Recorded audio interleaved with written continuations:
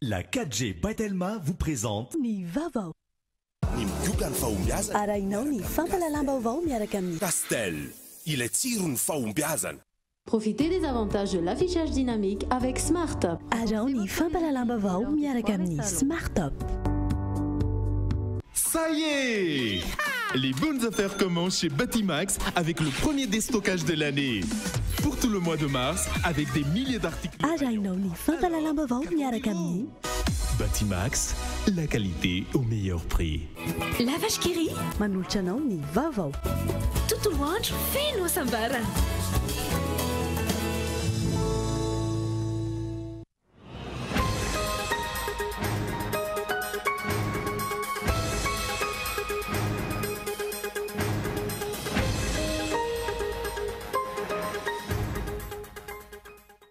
Mitoy ihany ny lainga marivototitra, tsy vitan'ny lany fotoana, lany vola, lany henatra, lany lainga ireo mpitondra.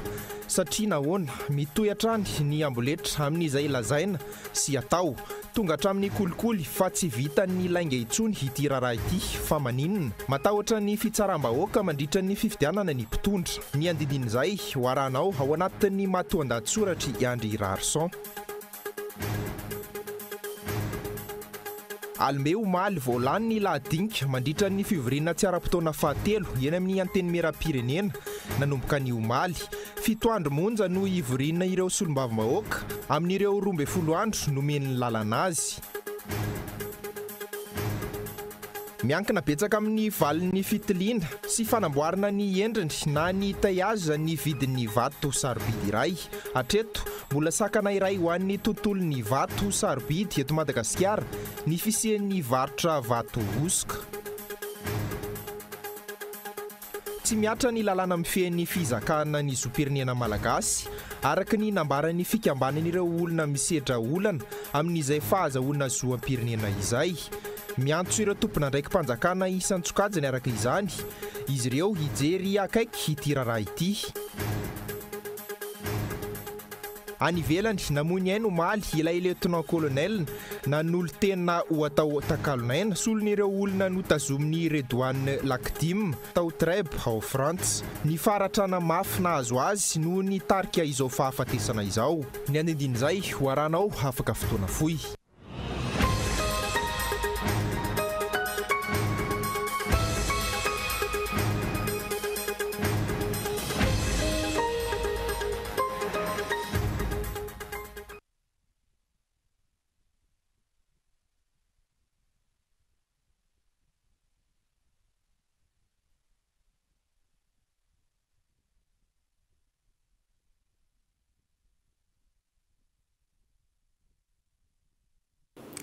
Falmiarabantsika rehetra tonga soeto amin'ny fampalalam-baovan'ny Kolo TV amin'ny izao anio izao ary manasano hainkoana araka izany hatramin'ny farany. Entsika isantarana amin'ny fampalalam-baovao avy hatrany, mitoy ihany ny lainga marivototitra, tsy vitan'ny vola, lany henatra, lany lainga ireo mpitondra. Satria nahoana, mitoy hatrany ny amboletra amin'izay lazaina sy atao. Tonga hatramin'ny kolikoly fa tsy vitan'ny lainga intsony, fa maninona, matahotra ny fitsaram-bahoaka mandritra ny fifidianana ny mpitondra. Ny andindin'izay no arahinao ato anatin'ny matoan-dahatsoratra Andry Rarson. Lany henatra ny tompon'andraikitra mandainga ankitsirano tamin'ny fandoroana ireo antota taratasy-panadinana profin'ny fisina kolikoly hidirana amin'ny sekoly ambony fanofanana Opitsara izay nambara onatren'ny Bianco. Nanao fanambarana ny tsipaka izany ny Bianco. Tsy henatra no nanaovan'ny filoham-pirenena didim-pitondrana nanaisitra tony voalohan'ny mpampanohy eo anivon'ny fitsarana tampony ary niziriziry fa ara-dalàna izany. Nolavin'ny filankevi-panjakana ny raharaha, tsy misy henatra ireo mpandika lalàna. Mbola say milaza ny mpitondra fa hitondra fitoniana ireo volavolan-dalàna hifeny fifidianana no volavolain-tsamy irery izay efa zavitany ny mpanakiana azy. Nefa vao tamin'ny fandinihana sy ny fandaniana azy, korotana sy fifamezantsina ary nambara ho nanjakan'ny kolikoly ny teny Tsimbazaza. Mahay mandainga ireo mpitondra sa ireo mpandainga no lasa mahay politika. Nefa hoy izay olon-dehiben'ny fanaovana politika vahiny tamin'ny taonjato faha-9 izay hoe tsy misy ilana ny lainga satria tsy afa mamitaka afa-tsy indray mandeha ihany ny olona iray. Mipetraka ny fanontaniana, hitondra ny mpitondra hatraiza izao lainga afafy tsy lany laniana ataon'izao. Dia aloha ny vahoaka no hitsara amin'izay lazainy tsy atao satria tsy bado akory izy ireo fa misy fetrany ny zavatra rehetra atao na tsy mihevitra izay hafarana aza ny sasany. Falimbe omaly voalandy ny lahadinika mandritry ny fivoriana tsy ara-potoana fahatelo eny amin'ny anteny mera-pirenena nanomboka omaly. 7 andro monja no ivory ireo solombavambahoaka amin'ireo 12 andro no meny lalàna azy. Fanadidiny entiny André Rarson. Amin'ny alasinainy fahaenina amby 20 martsa izao vao ivory andinika ilay volavolan-dalàna ifeny fifidiana solombavambahoaka ny Tsimbazaza. Ny talata fahatelo aprily vao fotoana anaovana ny fivorimbe andanina ireo volavolan-dalàna ifeny fifidianana. Ary ny alarobia faha-4 aprily no fanakatonana amin'ny fomba ofisialy ity fivoriana tsy ara-potoana fahatelo ity. 7 andro monja amin'ireo 12 andro no feran'ny lalàna no ivory andinika volavolan-dalàna misafity ny solombavambahoaka. Satria dia andro fety avokoa ny alakamisy faha-9 amby 20 martsa, ny alahady voalohan'ny volana aprily sy ny alasinainy faharoan'ny volana aprily. Volavolan-dalàna iray isan'andro zany no hodinina. Ho ampy sy tena ahitana ady hevitra demokratika ve izany? Tsy fandaniam-bolam-bahoaka ve ny toy izao? Raha tsy nikobon'ny gouvernemanta samy irery tany aminy nandritra ny 7 volana ireto volavolan-dalàna ifeny fifidianana ireto dia tsy nitranga ny toy izao hoy ny mpanara-baovao. Izany amin'ny fanotontosaina tetsy Mahamasina tamin'ity androany ity ny fankalazana ny faharoa amby 70 taona anjoroany Antoko Arema. Tamin'izany nolaza ny filoha teo aloha Ratsiraka Didier fa afapo tamin'ny zava-bita ny tenany ary tsy nangalatra. Fanambarany izay nanaitra ny mpanara-baovao teny atoerany Onina Saina. No marina teny amin'ny kanjan'ny kantony Mahamasina tamin'ity androany ity Tsingeritaona faharoa amby 70 nijoroany ny Antoko Arema izay tariny filoha teo aloha Amiraly Didier Ratsiraka. Fankalazana izay notrono ny filohan'ny androm-panjakana toa ny filohan'ny anteny mera-pirenena Rakotomamonjy Jean Max. Teny antoerana ihany koa ny ministry ny fizahantany sy ireo filohan'ny antoko hafa. Nandritra ny fandraisam-pitenenan'ny filoha mpanorona ny Antoko Arema no nilazany fa afapo tamin'ny zava-bita nandritra ny fotoam-pitantanany ny tenany. Fahatramin'izay fotsiny na zaiko fotsiny dia zao mba be ihany ny zavatra nataontsika ho an'ity firenena ity. Zavatra les motifs de satisfaction seul lazaiko. Misy délestage le mandeha. Voatsely. Hoe ahoana nataonao io délestage io? Ratsy ihany atao andekaleka. Iza nanao an'izany andekaleka zany. Hitanao zany, le zavatra nataonay zany mbola misy vokany ihany ankehitriny. Quand on est vieux avec la vieillesse, on se rend compte qu'il y a quand même des motifs de satisfaction. Mon motif de satisfaction aujourd'hui, c'est de savoir que les enfants que j'ai élevés sont encore là, bien là. Nilaza ihany koa ity filoha teo aloha ity fa tsy nangalatra izy nandritra ny nahafilohampirenena azy. Zao tsy manana tomobily na voyage. Nangalatra aiza, nataoko aiza vao nangalarako. Karazana hoe nangalatra azafatoko. Raha miteny anareo mahantra ny firenena ankehitriny mijaly ny vahoaka tsy misy fantipalemina. Mety marina daholo zany marina zany fa izy diso tamin'izany fotoana zany ambavahomana ampoverifety.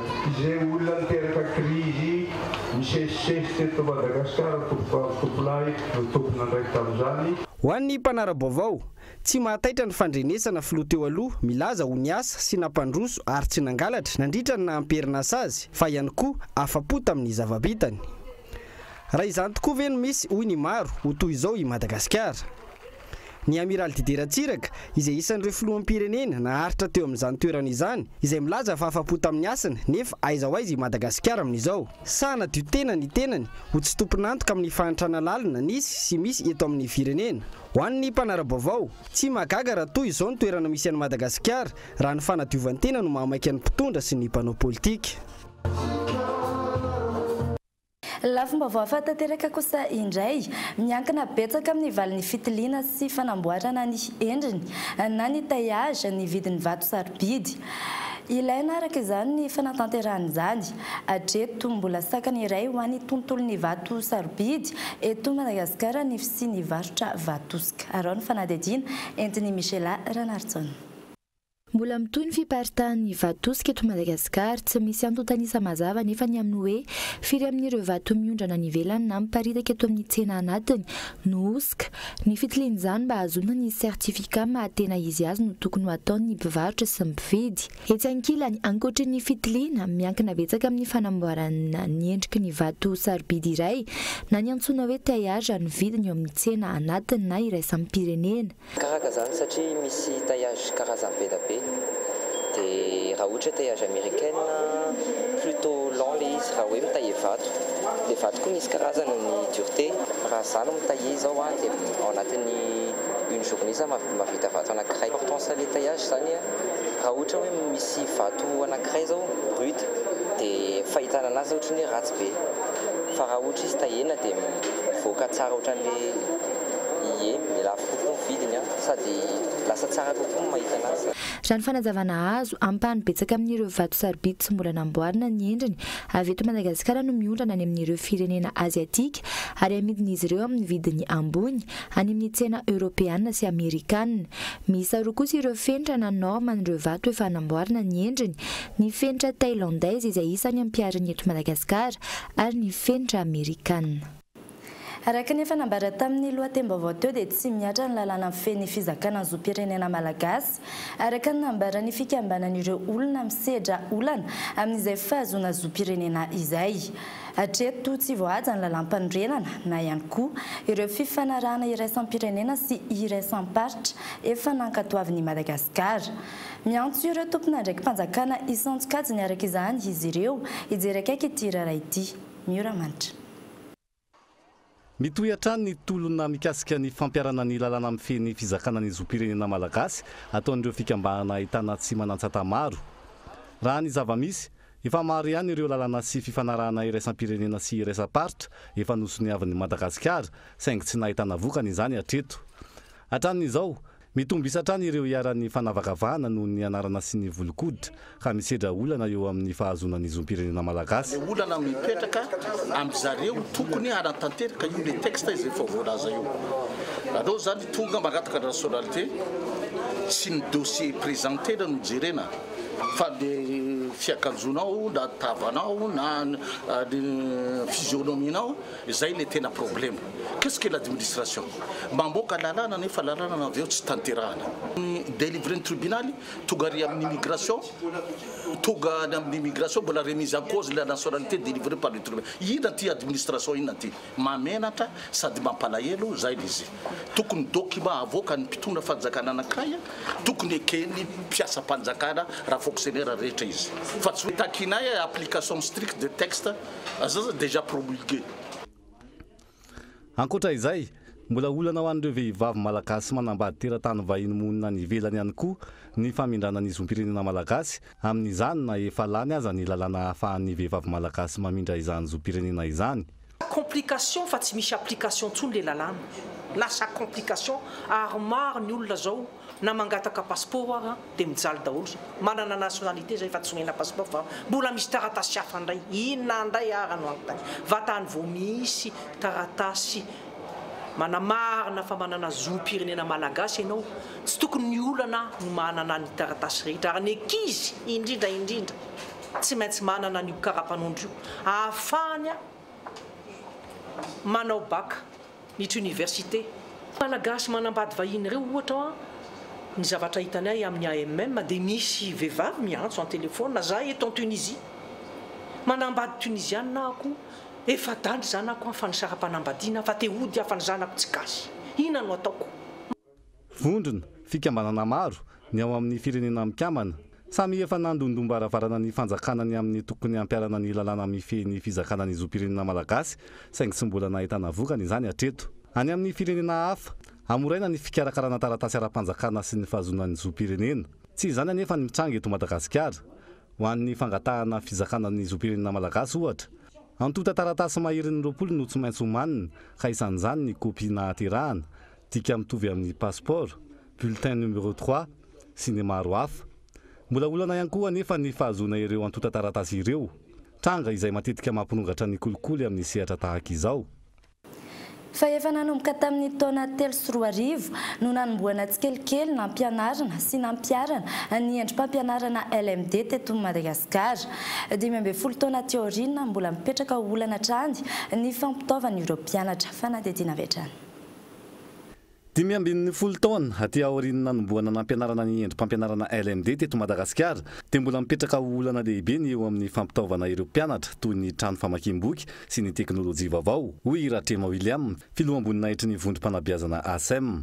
Ny système LMD mas dia hoe izy io azo ny mpianatra atao ny mandamina ny fianarany arakarak'izay asa tiany atao. Ohatra izy zao hoe na ohatra izy ataontsika hoe dokotera ohatra dia afaka maky izy ohatra unité d'enseignement any amin'ny gestion tsy mety hanokatra cabinet izany ory. Zay zany tombontsoa amin'ilay système LMD fa ny olana fotsiny dia zao le hoe fianarana ataon'ny ankizy manokana mila fitaovana be dia be iny amin'ny resaka biblioteka, amin'ny resaka totsika teknôlôjia vaovao, boky sy ny sisa toerana zony manao an'izay le hoe fianarana manokana zay. Fa amin'ny ankapobeny veriko tsy dia misy maharatsy azy le système LMD fa zay le mitaky fitaovana be dia be zay izy dia hoe arakitsika ve. Isan'ireo endrim-pampianarana efa nampiarana nanomboka ny taona 90 tany ampitany LMD. Toy ny endrim-pampianarana samihafa, misy ny lafiratsiny sy lafitsarany. Saingy azo ampiarina tsara eto amintsika fa ho araky ny toe-bolan'ny ray aman-dreny na ireo mpianatra ve izany. Hoy hatrany ity filoam-boninahitry ny vondrom-panabeazana ASM ity, nandritra ny famoahana ny andiany, miatrika avy amin'ny Université ASM Manakambahiny, omaly teny amin'ny CCI Vato. Fa mialohan'ny anarana ny toy ny fampahalalam-baovao toy ny mikasika ny hetsika ny tontolosain'ny INSCAE, Tekno, Stage, eo ihany koa ny maresaka raisam-pirenena dia ireto misy dokavaritra.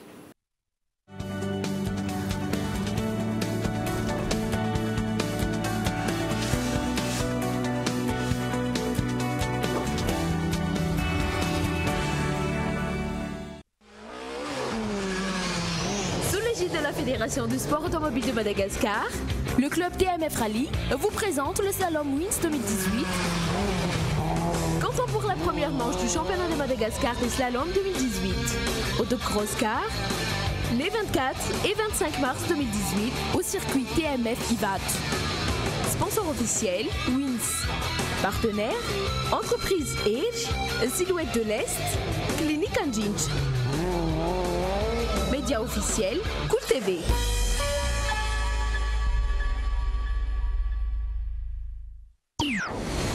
Promo Flash chez Telmar. Bénéficiez jusqu'à 15% de remise sur votre smartphone préféré.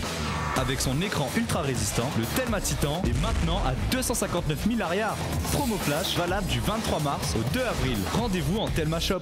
Profitez des avantages de l'affichage dynamique avec Smart. Renforcez votre visibilité lors des foires et salons.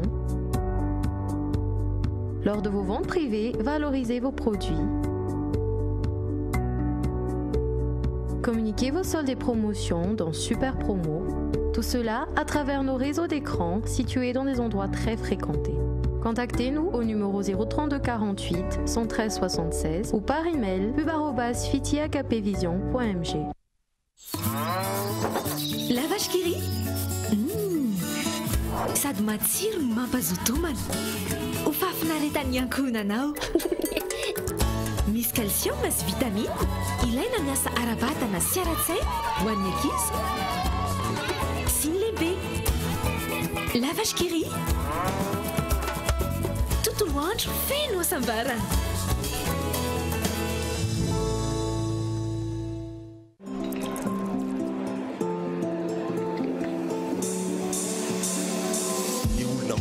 Fiainana dia ireo izay tia milavilefina manoloana ny ady. Olona mahay mitrandraka ny fahombiazana eo amin'izay sehatra misy azy. Tsy miaohatra, tsy misalasala, fa mandray an-tanana no aviny. Tsy ambaratelon'ireo karazan'olon'ireo ny migioka ny fahombiazana miaraka amin'ny Castel.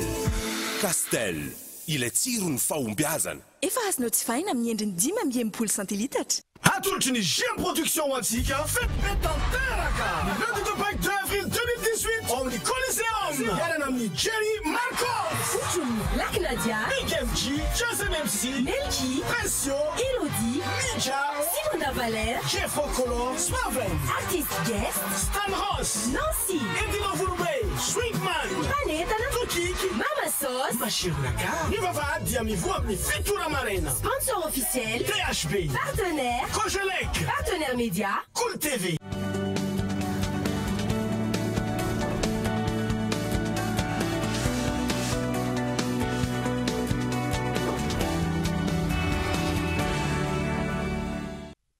Tapaverina eto amin'ny fampahalalam-baovao isika nitotsaina tamin'ity androany ity ny fanolorana fanomezana ho an'ireo voafonja tsy ampy taona eny an-tanimora. Fanomezana izay vokatry ny tsipaipaika avy amin'ireo ankizy mpianatra avy amin'ny sekoly ambony INSCAE. Fanadidina entiny Onna Saina. Vary, mofo, baolina.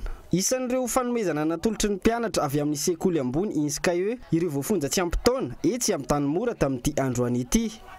Fandraisana andraikitra eo anivon'ny fiarahamonina, fanampiana ny hafa, ireo no antony nanosika ireto mpianatra ireto hanao izao asa izao raha ny fanazavana. Ao anatin'ny cadre-ny fianaranay dia initiative personnelle anay koa dia nisafidy izay ny quartier des mineurs satria ny mineurs dia mbola ho réinsérena eo anivon'ny fiarahamonina izy ireo. Ary ireo ankizy ireo dia ankizy noho ny fiarahamonina nahatonga ny zareo aty. Nampialana voly ihany koa ireo ankizy tsy ampy taona voafonja tamin'ny alalan'ny fifananana lalao baolina kitra. Nisy ny fanomezana ho an'ireo izay mendrika tamin'izany, fampialana voly izay mifono fampitaizana ho iatrany ny fanazavana. Satria mba ho fampidirana ao amin'ny zareo ny esprit de compétitivité sy ny esprit d'équipe. Nataonay sous forme-na compétition kely izy amin'izay mba ahafahan'ny zareo manana toe-tsaina sportif, manana toe-tsaina combattant ary manana toe-tsaina tia mifaninana amin'ny zavatra tsara ary mba ahafantaran'ny zareo koa fa ny fiainana dia fifaninanana ary mila mba tsy hanomeraina intsony fahatsony eo anivon'ny fiarahamonina. Hitoy hatrany ny asa tahaka izao ho tanterahin'ireto mpianatra ireto raha ny fanazavana ary hivelatra amin'ny sehatra hafa ihany koa. Ankoatry ny fanampiana ny hafa, fizarana mandray andraikitra ihany koa no hetsika toy izao raha ny fanazavana hatrany. Fatolotra sy kilalao isan-karazany no atolotry Elite Techno amin'izao ankatoky ny fetin'ny Paska izao. Araka izany dia azo ny anjarany fanomezana avokoa ireo izay mividy ny finday rehetra ao amin'ny tranombarotra Techno. Ankoatra izay dia misy ihany koa ny chasse aux œufs izay azon'ireo mandray anjara bon d'achat sy téléphone Techno. Raha avy hatrany ary ny fanadihadiana. Tsy very anjara fa mahazo izay tandrifiny avy ireo izay mividy ny finday ao amin'ny tranombarotra Techno. Na ireo finday efa avolenta na ireo ho an'ny sarababem-bahoaka dia azahoana fanomezana avokoa ny mividy azy raha ny fanazavana. Araky ny mahazatra moa zany ho avy indray ty ny fetin'ny Paska dia manolotra fanomezana ho antsika mpanjifa indray zay hoentina hamezana fahafapo antsika rehetra ka amin'izao fetin'ny Paska zao dia manolotra œuf de Pâques izay lehibe jerenareo izy ty efa ngeza ohatra ireny baolina rugby ireny mihitsy ho an'izay rehetra mividy telefona smartphone dia tsy diso anjara ihany koa izay mividy telefona tsotra dia mahazo œuf de Pâques ihany koa izy ohatran'izao. Ankoatran'ny fisian'ny fanomezana isan-karazany dia misy ihany koa ny kilalao alohan'ny fetin'ny Paska ho an'ireo ankizy latsaky ny 12 taona ny asabotsy faraky amin'ny 30 volana Martsa. Dia misy ny kilalao chasse aux œufs ho an'izay rehetra mividy telefona manomboka ny 24 mars hatramin'ny 31 mars dia hoentintsika zany ny zanantsika tsirairay avy ny sabotsy 31 mars amin'ny folo maraina ao amin'ny tokotany malalaky ny Techno Behoririka dia izay mahazo betsaka indrindra amin'ilay atody ataontsika ao io zany dia mahazo fanomezana 400 000 ariary bon d'achat ny shoprette izy io ahafahantsika mifety tsara mividy an'izay zavatra tiantsika ao amin'ny shoprette. Ny larana faharoa mahazo bon d'achat 100 000 ariary ary ny larana fahatelo mahazo telefona Techno.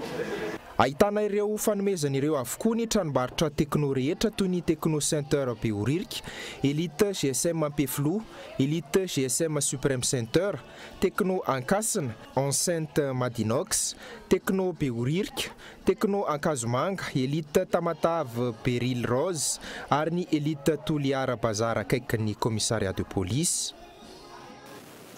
fahomaly no tanterahana ny fankalazana ny faha-80 taona ny THB izay nikarakara ny vondrona star teny amin'ny panorama. Mpanakanto isan-karazany nanamarika izany ankoatra ny fanapahana mofomamy. Arao ny fanadihadiana entiny Mikael Ramarla.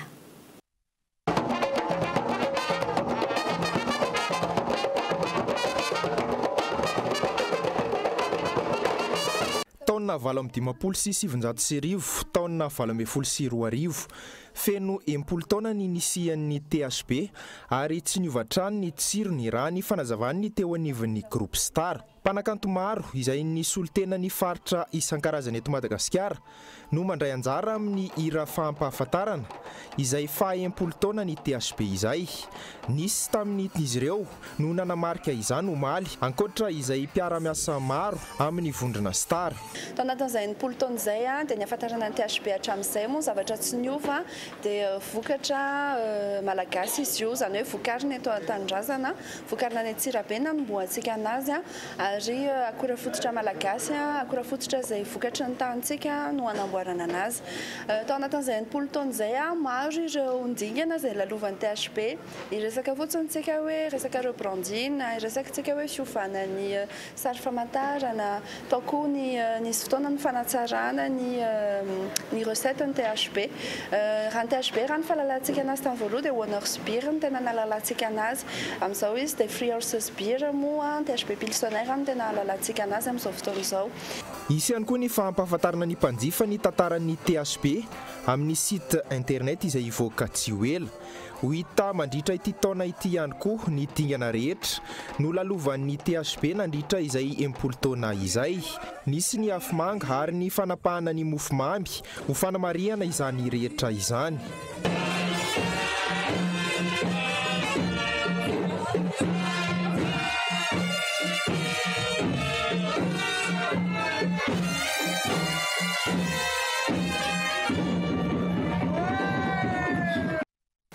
Fa nivoaka omaly fahatelo amby roapolo ny volana martsa 2024 ny laharana faha-1 amby telopolo ny Madagascar Matin Hebdo. Lohateny lehibe amin'izany, affaire Houssine Arfa, nouveau secret d'une affaire tronquée izay hita amin'ny pejy faha-4 sy faha-5. Amin'ny pejy faha-telo no ahitana ny Lalatina Rakotondrazafy Andrea Tongarivo. Les députés ont besoin de formation. Pejy faha-roa, plateau des lecteurs, Saoundra Rabenarive, un no. Les points de divergence relevés dans le projet de loi organique sur les élections et référendums amin'ny pejy faha-enina sy faha-fito.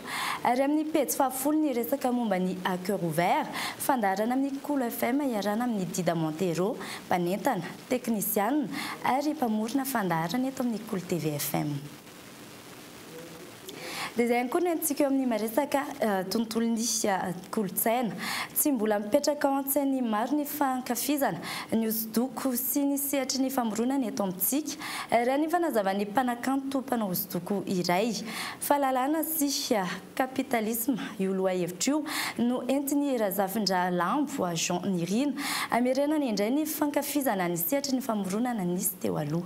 Arao ny fanadihadiana. Liberté et capitalisme na ihany koa fahalalahana sy kapitalisme no lohahevitra entiny Razafindra-Lambo Jean Nirina amin'ny hosodoko izay ataony. Mpanakanto iray tsy mbola faheno loatra izy ka nefa manana ny maha izy azy. Ny gazety Taratasy tamin'ny taona 70 sy 80 ary ny loko no ampiarahany amin'ny fanamboarana ireo hosodoko. Hosodoko izay maneho ny tolona nisy teto amin'ny firenena. Olana mipetraka amin'izao fotoana izao ny tsy fahaizan'ny malagasy mankafy ny sehatry ny famoronana raha ny fanazavana trany. Ary isan'ny etaetan'ireo mpanakanto maro ny sy fankafizana ny an'ny tena raha ny fanazavana. Ny antony safidianana le time satria io zany mbola tsisy nanao mihitsy. Za hatreto aloha zany za rery nanao an'izy. Dia izay natonga nanao an'le zavatra moa le izy koa zavatra efa natao teo aoriana Madagasikara ihany izy fa hoe izay zavatra hoe mampisongadina azy hoe fiainana andavanandro rompona ohatran'izany sy ny tany amin'ny resaka hoe inona no mampiavaka amin'ny malagasy. Nisy fotoana zany teto amintsika nandalo tena hoe hetsika mahery vaky be mihitsy. Dia tao anatin'izay voafafa daholo le resaka le kolontsaina satria misy hoe kolotsaina ratsary sy ny tany hoany fetim-boan'ny taona fitopolo tany hoany dia rehefa voafafa izy dia tsy naharaka ntsony zany le olona teo ariny dia tena tsy mahafantatra n'in'iny izy ianao zany lasa ohatrany hoe miverina indray manamafy le zavatra. Ankoatra izay mandeha ila ihany ny sehatry ny famoronana raha tsy misy ny toerana anaovana ny fampirantiana. Mbola vitsy ny toerana raha ny fanazavahana ka tsy afaka mivelatra ireo mpanakanto.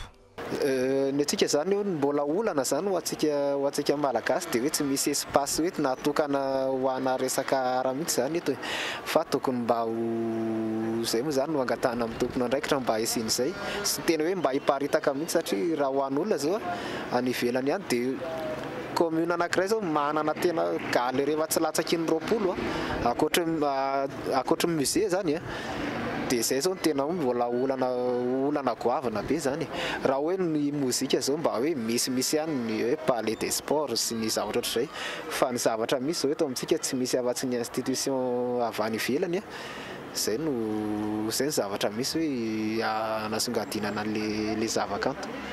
Ezaka ataon'ireo mpanakanto misehatra amin'ny tontolon'ny hosodoko amin'izao fotoana izao ny famerenana ny soatoavana malagasy ao an-tsain'ireo rehetra fa manana ny maha izy azy ny sanganasan'ny mpanakanto malagasy. Nisy araka izany ny fampirantiana ataon'ny Jean Irina izay nitondra ny lohahevitra liberté et capitalisme ao amin'ny IKM. Eo amin'ny maresaka iraisam-pirenena indray namoy ny omaly ilay lieutenant colonel nanolo-tena ho atao takalinaina solon'ireo olona nitazomin'ny Redouane Lakdim tao Trebes ao amin'ny France. Ny faharatrana mafy nahazo azy no nitarika izao fahafatesan'izao raha ny fanadihadiana eo amin'ny sariny France 24. 10 taona izy izao maty izao nanolo-tena ho atao takalinaina solon'ireo olona voatazana mpanao asa fampiroroana ny lieutenant colonel Arnaud Beltrame omaly no niratra maro nahazo azy vokatry ny tifitra nataon'ireo mpanao asa ratsy anefa namoy ny Inde ity zandary ity araka ny fanambarana navoaka ny ministry ny atany ao Frantsa io maraina io. Nanao fanomezam-boninahitra azy ny filoham-pirenena frantsay ary nambarany fa maty noho ny famonjena ny afy ity lieutenant colonel ity. Namafisiny ihany koa fa mendrika ho ajain'ny firenena manontolo izy ary tsy ho adiny mandrakizay. Tamina tsenam-barotra iray no sy ny fanafiana omaly i Redouane Lakdim no nanafika ny kikika hoe Allah Akbar sy ny laza fa tafika ny État islamika izy mialohan'ny nitofira mivarotra iray nitaky ny voan'ireo namany ihany koa izy. Efatra namoy ny Inde vokatry izay ary 10 ireo naratra. Mbola tsy fantatra treto raha nisy firaisana tsokombakomba izao asa fampiroroana izao na tsy hoy ny mpanao fanadihadiana. Mialohan'ny sarana dia ho averina aminao ireo vaovao nisongadina tamin'ny tianio ity. Mitoy ihany ny lainga marivo tototra tsy vita ny lany fotoana, lany vola, lany enatra, lalainga ireo mpitondra satria nahoana mitoy hatrany ny amboletra amin'izay lazaina sy atao tonga hatramin'ny kolokolo fa tsy vita ny lainga intsony. Falimbe omaly voalany ny alahadinika mandritra ny fivoriana tsy ara-potoana fahatelo eny amin'ny anteny meram-pirenena nanomboka omaly. 7 andro monja no ivory ireo solom-bavam-bahoaka amin'ireo 12 andro no meny lalana azy. Miankina betsaka amin'ny valin'ny fitiliana sy fanamboarana ny endriny na ny taillage ny vidin'ny vato sarobidy iray. Hatreto mbola sakana iray ho an'ny tontolon'ny vato sarobidy eto Madagasikara ny fisiany varotra vatosika. Dia izay ihany koa tompoko lasy tompoko vavy namarana ny fampahalalam-baovao tamin'ny tianio ity. Angatriny ianao nanaraka izany hatramin'ny farany. Veloma tompoko.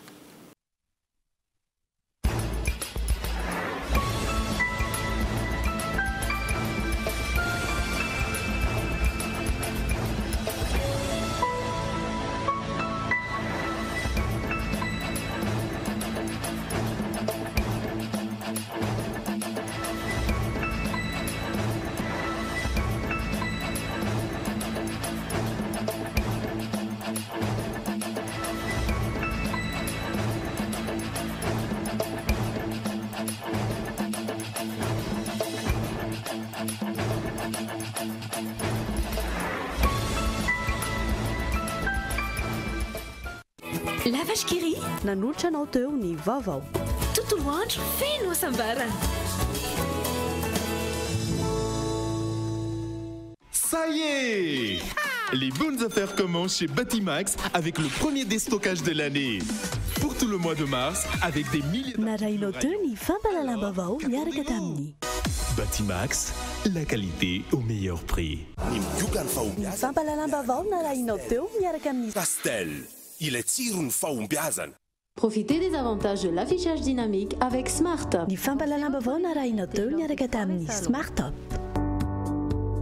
La 4G by Telma vous a présenté Ni Vavao.